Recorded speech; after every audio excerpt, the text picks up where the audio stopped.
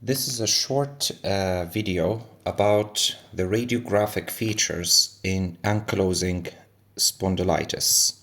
We know that ankylosing spondylitis, just have a quick idea about it, it's a chronic inflammatory disease that is primarily affecting the axial spine. Now, everyone knows that ankylosing spondylitis affects the axial spine, that is the vertebral column, and sacroiliac joints, but not everyone knows that it also affects other joints, peripheral joints. It is reported peripheral joint affection. It also can affect the digits, inflammation of the digits, which is called dactylitis, right, which is commonly observed in these patients. Additionally, which is some people refer to as sausage-shaped digits, right, digits. It is also associated with what's so-called enthesitis. Enthesitis refers to the inflammation of a ligament or a tendon or a capsule of a joint at their site of bony insertion.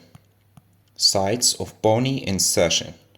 Actually, enthesitis is the hallmark pathological feature in ankylosing spondylitis, whether it affects the spinal ligaments or some other ligaments or joint capsules or tendons.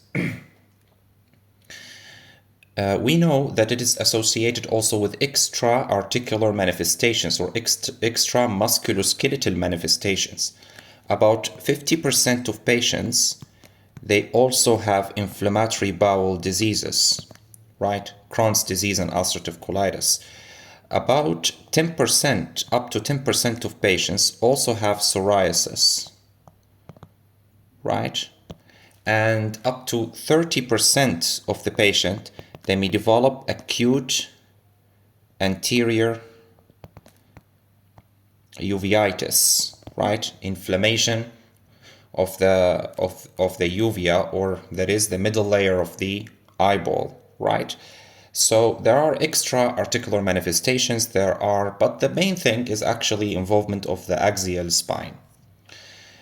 It is a seronegative spondyloarthropathy, meaning there is no seronegative, meaning there isn't any autoantibodies that are present in the serum, but it is strongly linked to human leukocyte antigen B27 haplotypes.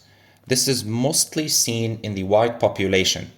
This is mostly detectable in the white population, less common in the other population. It's a disease which is more common in the males compared to the females, and more common in the younger male. So you can think of it as a disease of the young white male.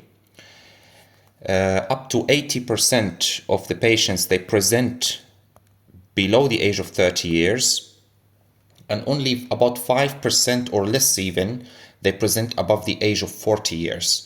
So it is mostly a disease of the young population. Now let us talk about the manifestations, the radiographic manifestations. Perhaps one of the major inclusion criteria for the diagnosis of ankylosing spondylitis is the presence of sacroiliitis. Sacroiliitis, inflammation of the sacroiliac joint. This process, it can be seen radiographically. On an X-ray, early changes may not be detectable, but they are graded. There's grades. But generally, the main manifestations include subchondral sclerosis,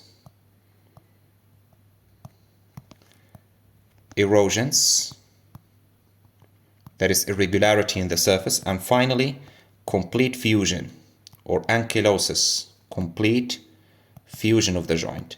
These changes tend to be very symmetrical, and that is bilaterally symmetrical, involving both sacroiliac joints in a similar fashion. Okay? On MRI, you may be able to detect these changes early. One of the earliest changes in MRI is referred to as bone marrow edema, BME. Bone marrow edema is an early change, but it has to be noted that bone marrow edema may be seen in up to 7% of normal individuals and up to 30% of people with mechanical back pain, that is not having anything to do with ankylosing spondylitis. So we have to know that bone marrow edema is not a specific feature. Now, features in the spine, perhaps one of the early features that can be seen is squaring of vertebral bodies. Squaring of the vertebral bodies. Actually, it is best detected on a lateral spine X-ray.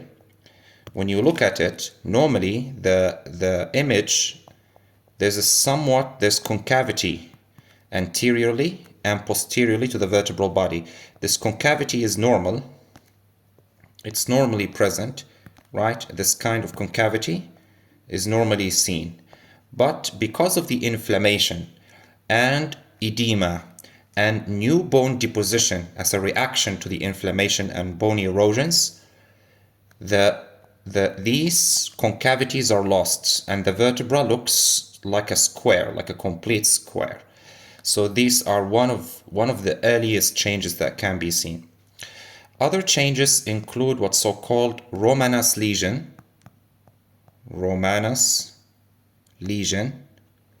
or some people call it shiny corner sign. Shiny corner sign. Shiny corner sign is small erosions and reactive sclerosis at the corners of the vertebrae. Right? You will find that this is particularly dense. Right? The corners of the vertebrae are particularly dense because of erosions and reactive sclerosis. Right? So you find some irregularity in the corner and it appears more dense. This is called Romanas lesion or shiny corner sign. Sometimes there is calcification of the spinal ligaments. Calcification of spinal ligaments. These commonly involve the anterior longitudinal ligament,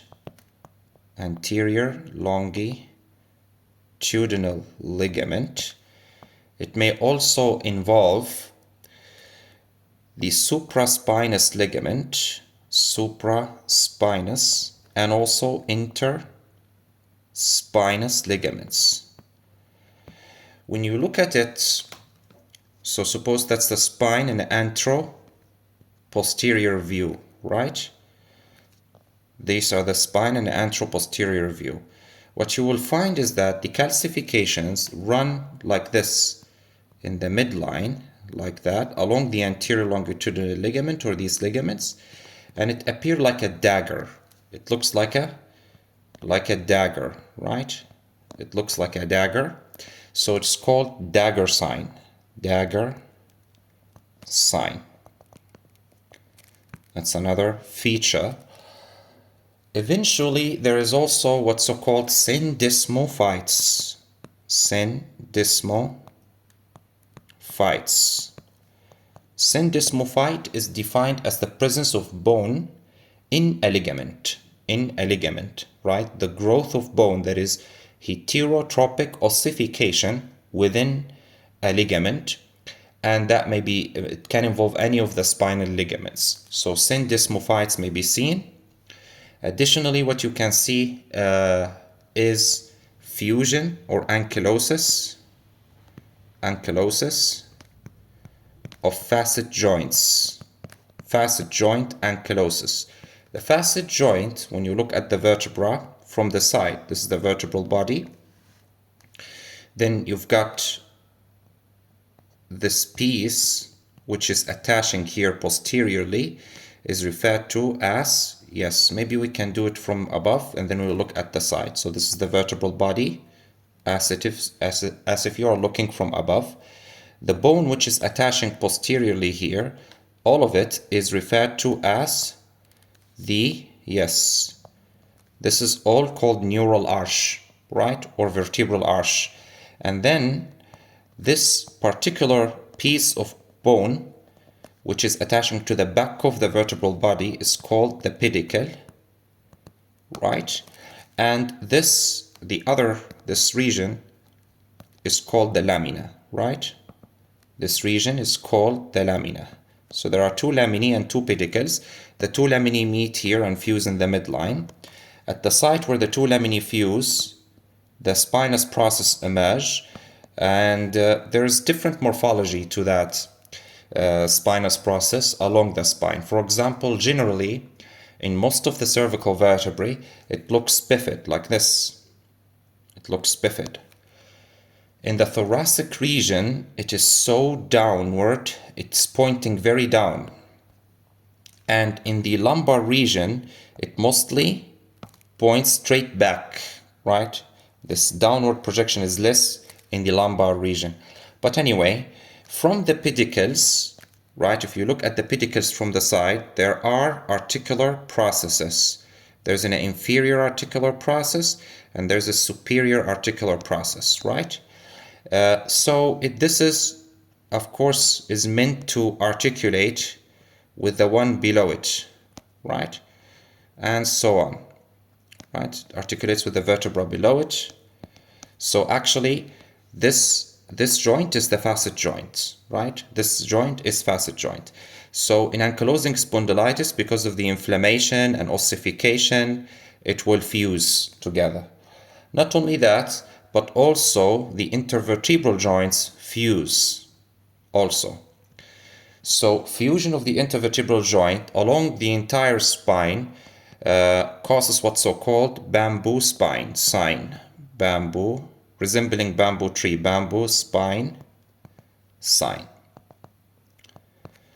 Right? So additionally, because the spine fuses and also there are two-fold risk of vertebral collapse, that is compression fracture of the vertebra. So there's loss of height. When patients, their height will be lost. This is actually, it can reduce the space between the vertebrae, and thus when you look at it from behind, so these are the vertebrae from behind, and these are the transverse processes of the vertebrae. The space between the transverse processes will reduce because of fusion and because of collapse, right? So the height of the vertebrae reduce. So there is reduction in the height and there is fusion. So there is, that's why it's called ankylosis. It's the end result of the disease. There is fusion of the vertebrae together. Moreover, there is postural changes. The last change that I would like to speak about is postural changes. Postural changes is mostly hyperkyphosis. Hyperkyphosis means anterior or forward bending of the spine. It is commonly seen in these patients in delayed cases. So because of the spine fusion and the ankylosis, there is postural abnormalities, there is reduced mobility of the spine. There is stiffness and reduced mobility. And because of this, there is also chest. The chest expansion is reduced chest expansion.